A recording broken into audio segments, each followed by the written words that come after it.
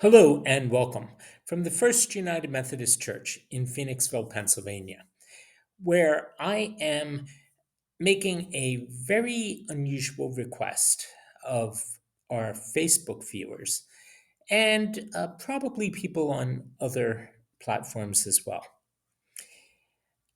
I've been putting these videos online for some time, and most times I get uh, a lot of likes, which is gratifying.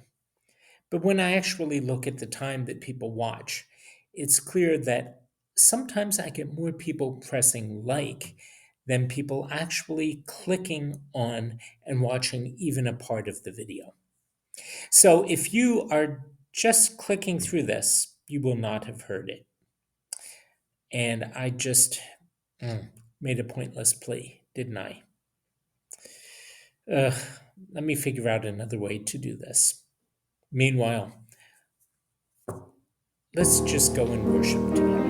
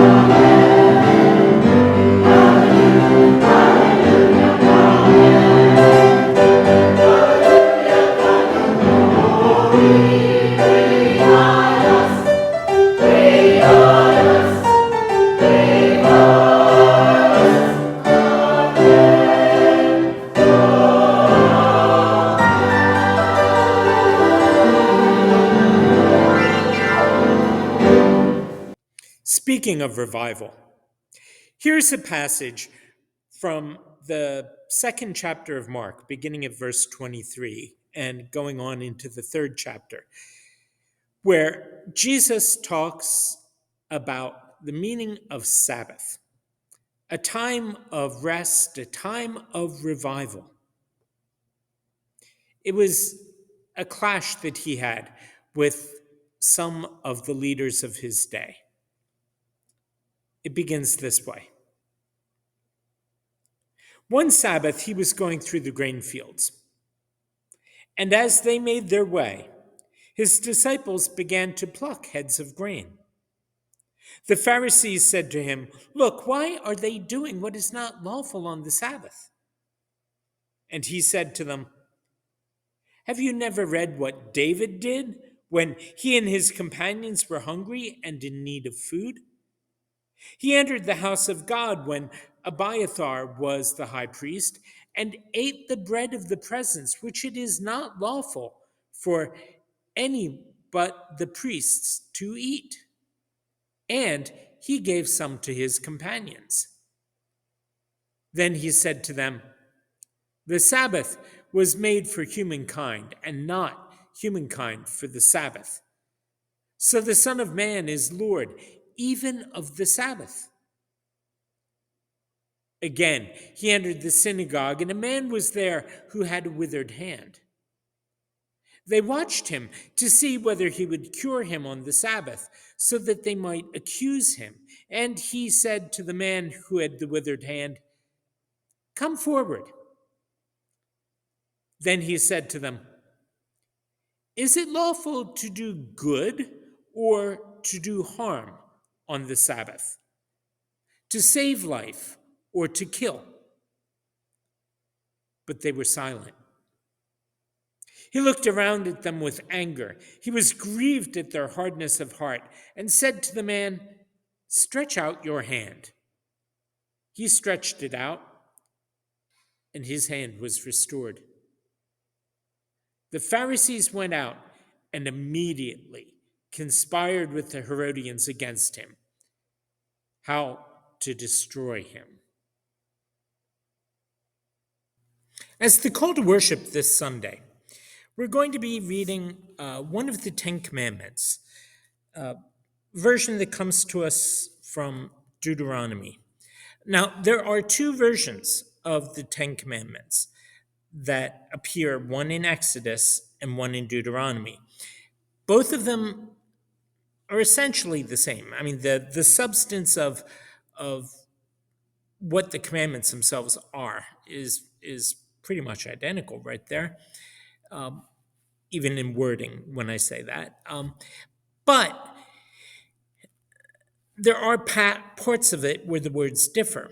And one of those is where Exodus and Deuteronomy give different rationales for keeping the Sabbath. In Exodus, it says, well, God created the world in 6 days and then rested on the seventh day. So you should do the same thing. Basically, what it's saying there is if God takes rest, you should do that. If God takes the day off, who are you to say you're not going to do it when he tells you to? Who do you think you are? You're not God. That's a very, very loose paraphrase.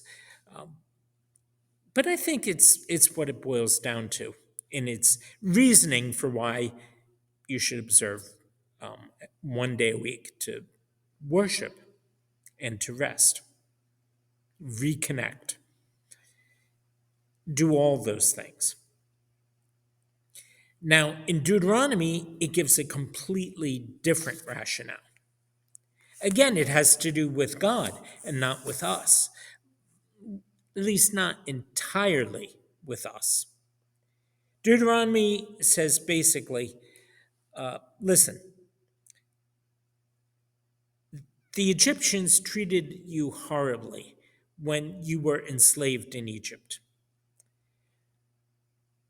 Don't do that to yourself. And don't do it to your male or female slaves, your own slaves. And it presupposes that people would have slaves. That's a problem in and of itself, but that is something that we dealt with way later. So, whatever you do, don't turn around and do to other people what was done to you. Others need a regular break, and you need that break too. So, if you need it, they need it. End of story. Do it. Now, there, God is presented, and read it for yourself. Go and read it for yourself. Deuteronomy 5, verse 15. God is presented as a loving God who loved the people of Israel when they were enslaved and saw what was happening to them, and loves the people that are still being harmed and hurt and used even by those people that God had freed from the same sort of thing. In Jesus' day, people heard the Exodus version of that commandment very clearly. And they were very careful to avoid doing anything that would violate the rest aspect of the Sabbath.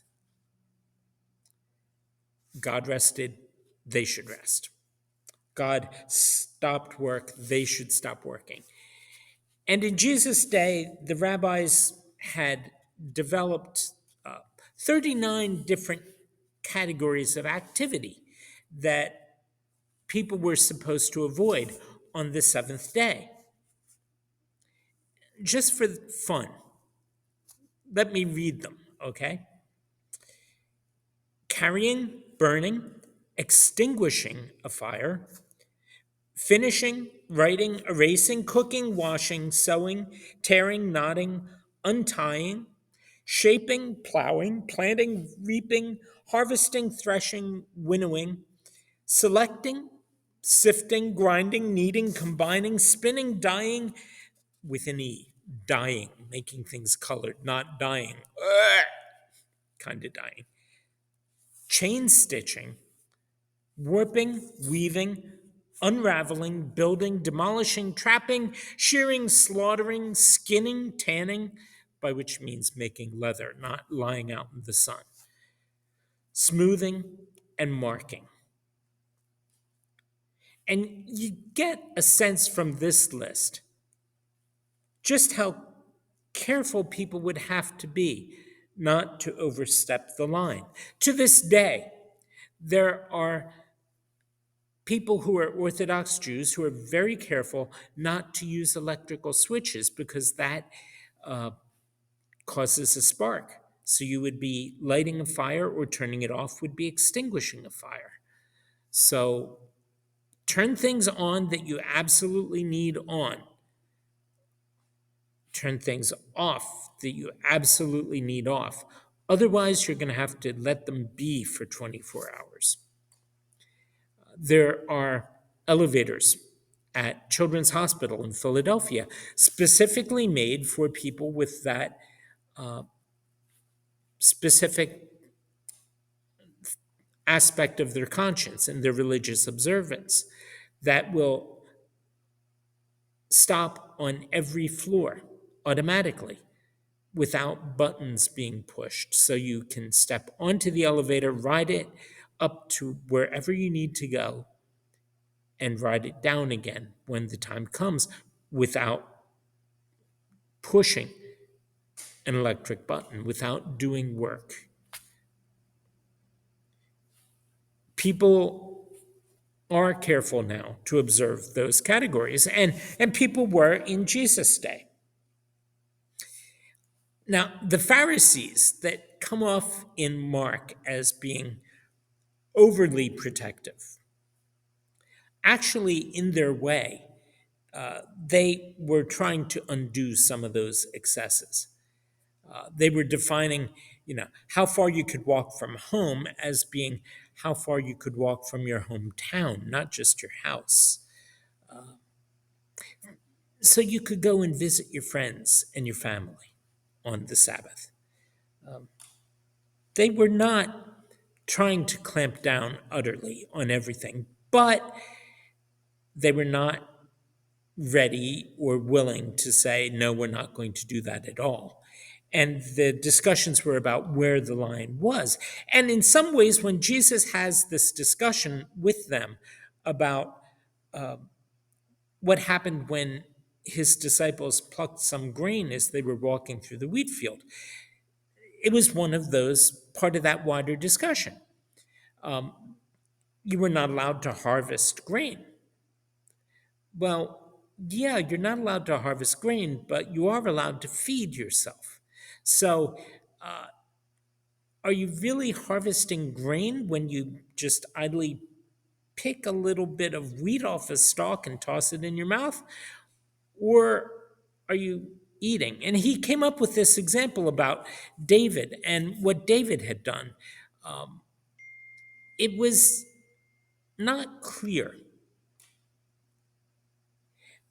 And it really came to a head where Jesus was in a situation that Mark describes, where the whole business of trying to define what was and what wasn't licit, allowed on the Sabbath,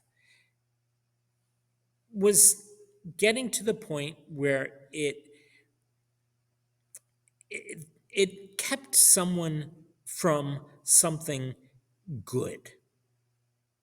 Jesus and the disciples, again, were spending the Sabbath together. And this time, Jesus was in the synagogue, where you should be on this Sabbath. Just like on the Christian Sabbath, on Sunday, you should be in church.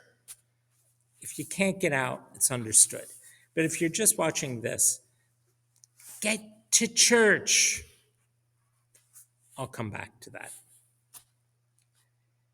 The point was, when they were there with everybody else, there is a man who had a withered hand. And because he was there and because Jesus was there with him, this was an opportunity for Jesus to do something good and to help him. But was it work? Now, in those 39 categories that eventually the rabbis settled on, you don't find the word healing as something forbidden. You don't find the word curing as something forbidden. But healing and curing can involve doing things that were forbidden. If you're going to heal someone who has a wound, you need to bandage it up. And then you have to put a bandage on it and tie the bandage securely. You're not supposed to tie things. You're not supposed to wash things, but why would you wrap up a wound without first washing it and cleaning it? So for Jesus to be engaged in the whole process of healing, whether it was going to be his way or the usual way, verged on possibly not being quite appropriate. Or was it? There's the Exodus way of looking at it, or there's the Deuteronomy way of looking at it, saying, hey, here's somebody with a need. How would you want to be treated in this situation? How does God treat you in this situation? Does God do good for you when you are in need, or does God say, wait till tomorrow? And he looked at them and he proposed that kind of comparison. Is it lawful to do good on the Sabbath or to do harm? To save life or to kill? and they were silent. See, something good, the Sabbath, something meant for good, could be, if you didn't look at the deeper meaning of it, and if you looked only at the form of it, don't work, instead of why don't you work, then there would be harm. And Jesus, God's love expressed in human form, was going to do something about it for that man. And he went ahead and healed him. Let me be clear here for a second that there is a danger in our current atmosphere of making this a critique of Second Temple Judaism and then expanding that and saying that it has to do with modern Judaism. It is, in fact, a critique of any religious tradition, including Christianity. If we forget, or worse, if we ignore the deep reasons that underlie our customs, our ways of worship, our ethics, our moral choices, our prayer, if we ignore the things that underlie all of that, then those things turn into empty habits and have potential to be harmful when they are meant to be helpful. They have the potential to hurt when they are meant to heal. They have the potential to kill when they are meant to give life. So don't abandon them by any means. Do not abandon those things. But remember, their source is in God. And their grounding is in the God whose name is love.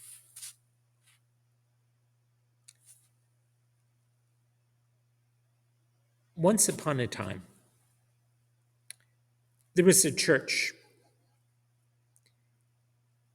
And this church was being torn apart by arguments over all sorts of things, ways of worship included. And they started trying to decide among themselves in the midst of these arguments who was holier, who was closer to God, who was better at prayer, and who had a deeper understanding of God, who knew Jesus better. And in the midst of these arguments, somebody who knew the whole bunch of them wrote them a letter. And he said to them, you know, if I speak in the tongues of mortals and angels, but don't have love, I'm a noisy gong or a clanging cymbal. If I have prophetic powers and I understand all mysteries and understand all knowledge, if I can answer any question anybody throws at me, if I can make sense of everything that we wonder about, if I have all faith enough to remove mountains, and I don't have love, I'm nothing. If I give away all my possessions, if I even hand over my body so that I could boast, but I don't have love, I gain absolutely nothing. The person who said that was Paul, a man who had been raised as a Pharisee, a man who had at one point persecuted Christianity until he really met Jesus and had to turn his life around, which was not at all an easy thing for him to do. But when he did it,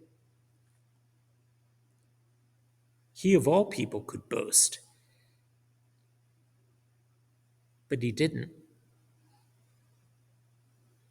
People turn to the community of faith for all sorts of reasons. None of those reasons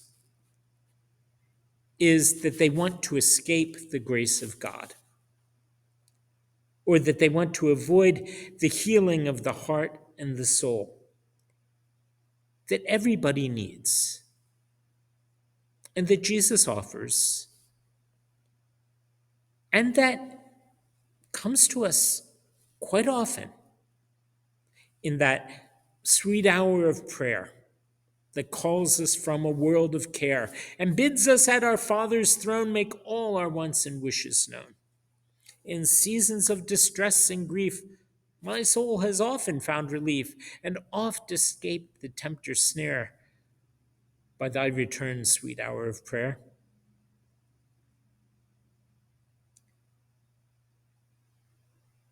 If grace is not found there,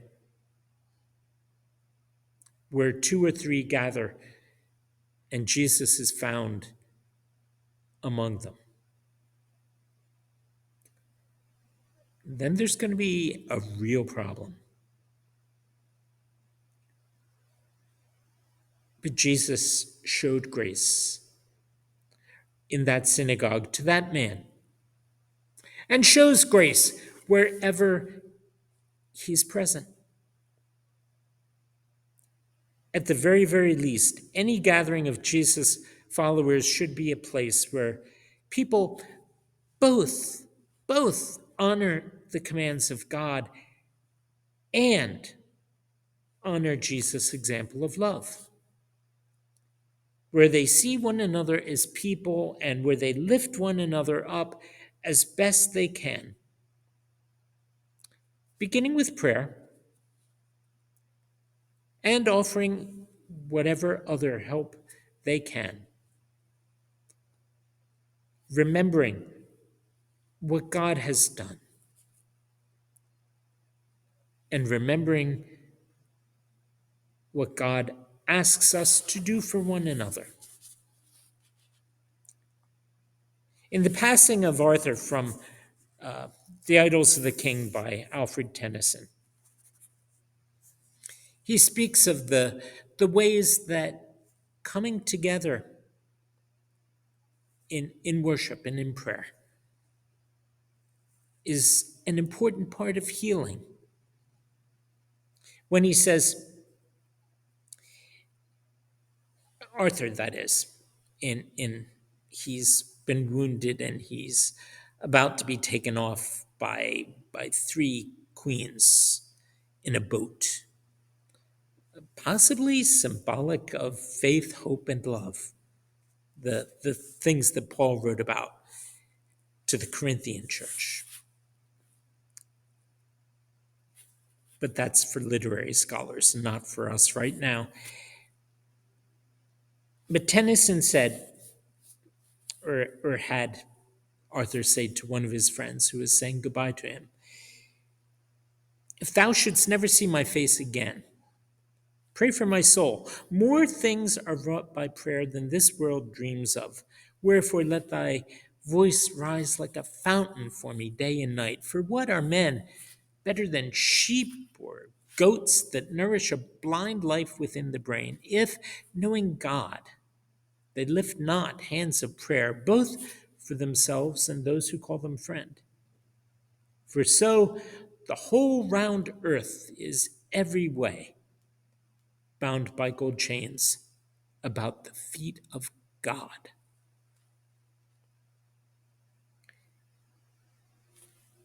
The forms of worship, the forms of the way we are used to, the customs, all these things are important and they're helpful. But prayers are even more helpful and even more helpful. The way that God answers them, which he does.